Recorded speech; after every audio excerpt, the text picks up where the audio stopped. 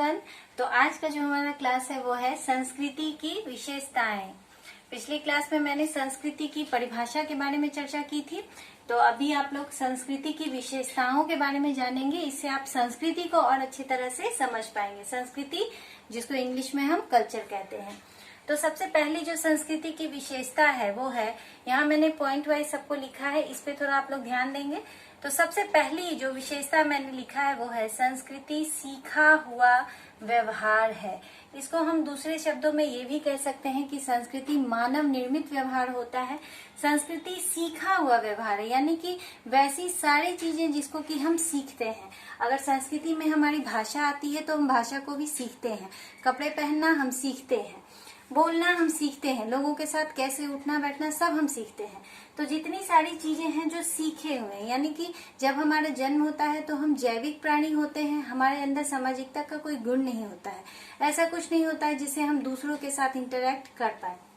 लेकिन जैसे जैसे हम बड़े होते हैं, समाज से इंटरेक्शन होता है हमारा और हम सीखते हैं। तो इसी सीखे हुए व्यवहार को हम संस्कृति कहते हैं। यानी कि संस्कृति जन्मजात नहीं होती है, जन्म लेने के बाद संस्कृति सीखा हुआ गुण होता है। संस्कृति को हम सीखते हैं।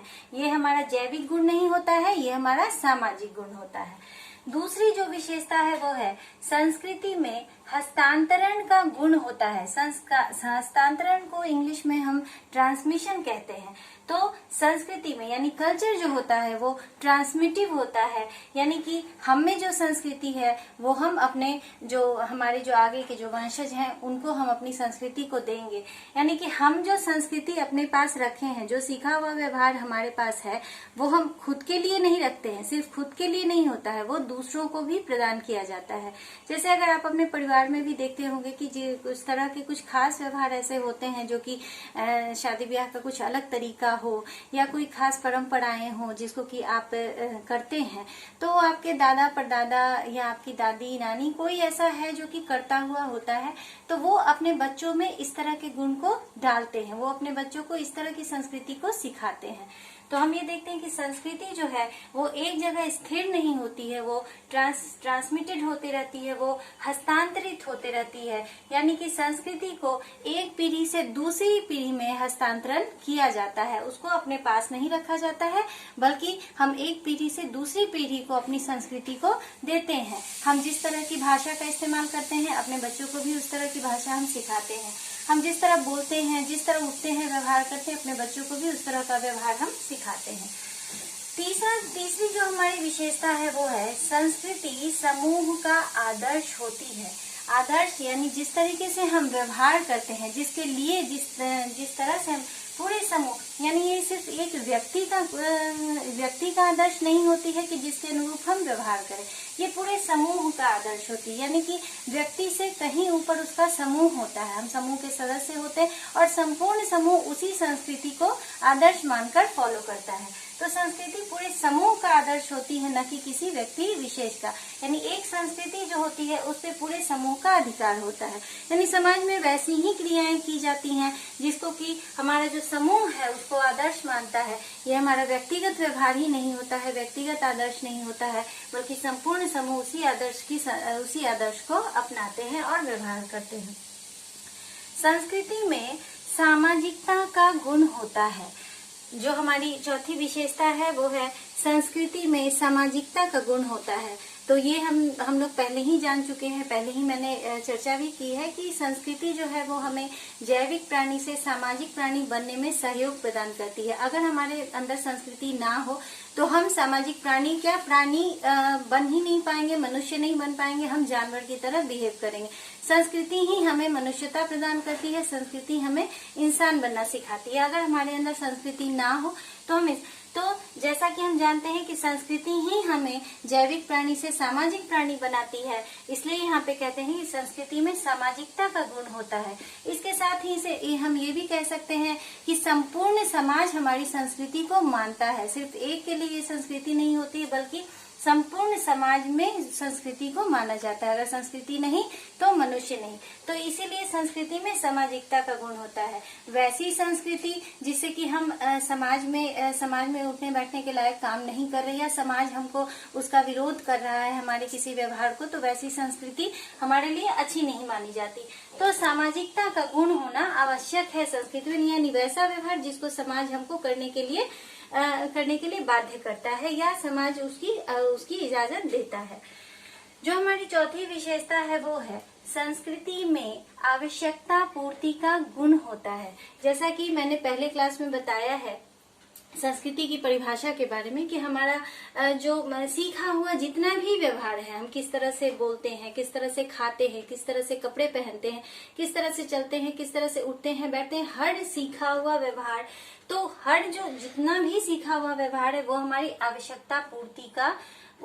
आवश्यकता पूर्ति का साधन होती है। यानी संस्कृति से ही हम अपनी आवश्यकता, यानी हमारी संस्कृति है कि अगर हम कपड़े पहनते हैं तो कपड़ा पहनना हमें हर चीज से बचाता है। हमें धूप से, बारिश से, हमें गर्मी से, सर्दी, हर चीज से हमें कपड़ा हमको प्रोटेक्ट करता है। अगर हम खाते हैं तो जिस तरीके से हम खाते हैं, हम सही तरीके से खाते हैं तो वो हमारा देखने में भी अच्छा लगता है, और हम अगर गलत तरीके तो देखने में भी नहीं अच्छा।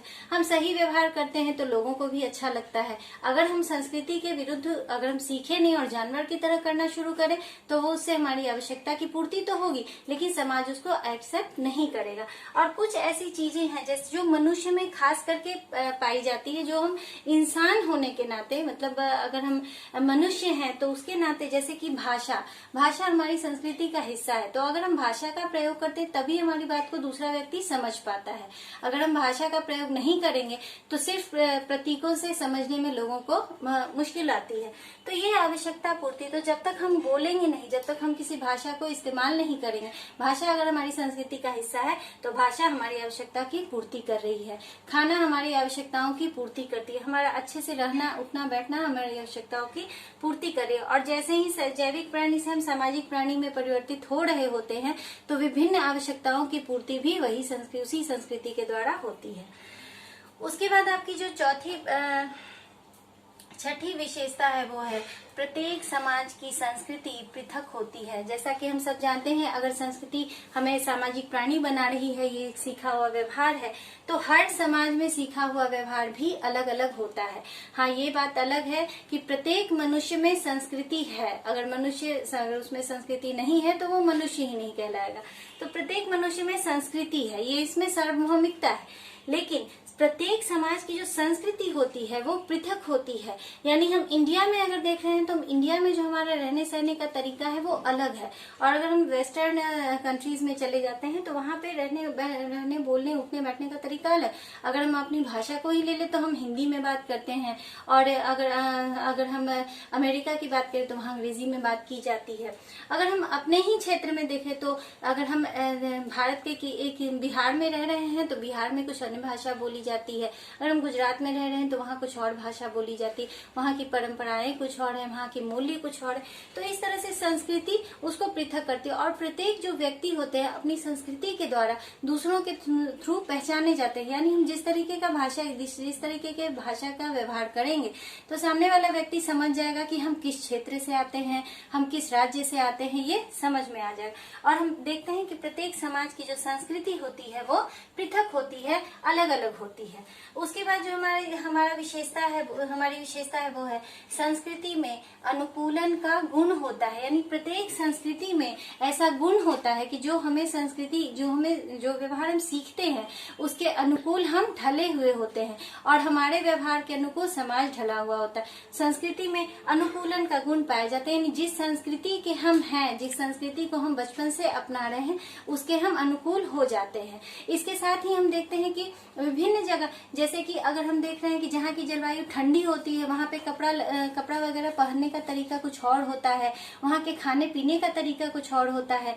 अगर हम गर्म जलवायु में रह रहे हैं तो वहाँ पे कपड़ा लत्ता पहनने का तरीका कुछ और है, खाने पीने का तरीका कुछ और है। तो उस संस्कृति के अनुकूल हम ढले हुए होते हैं। हम संस्कृति के अगेंस्ट नहीं जाते हैं कि ये संस्कृति हमारी आवश्यकता, चूंकि ये संस्कृति हमारी आवश्यकताओं की भी पूर्ति कर रही है तो उस संस्कृति के अनुकूल ढलना या तो हमारी मजबूरी जरूरी है या हम खुशी खुशी उसमें ढले हुए होते हैं। लेकिन संस्कृति हमारे जीवन में इस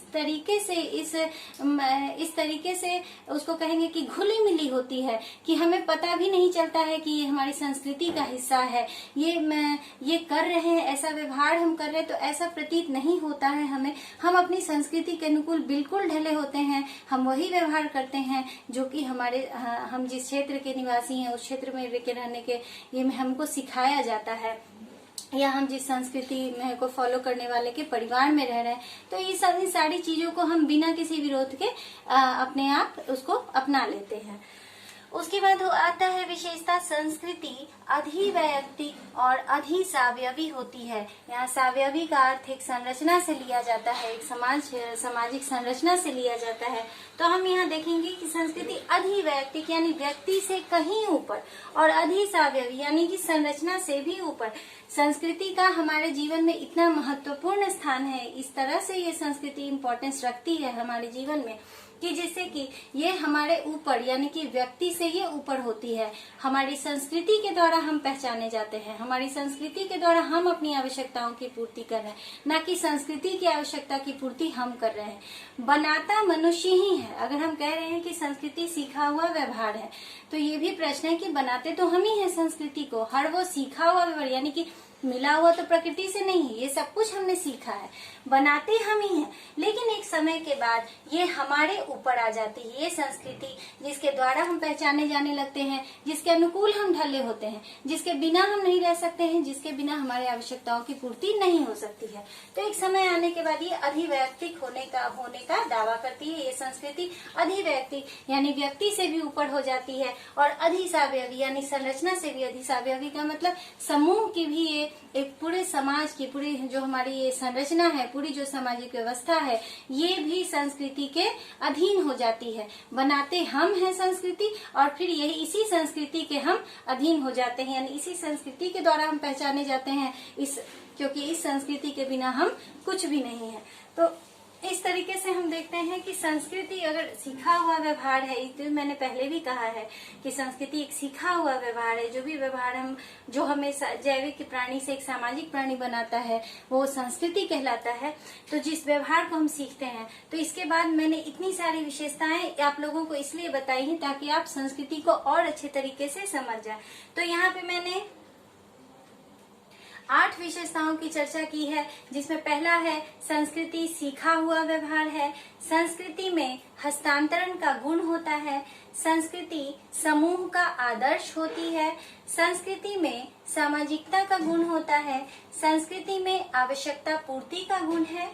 प्रत्येक समाज की संस्कृति पृथक होती है, यानी संस्कृति अलग अलग होती है सभी समाज में, और संस्कृति में अनुकूलन का गुण होता है।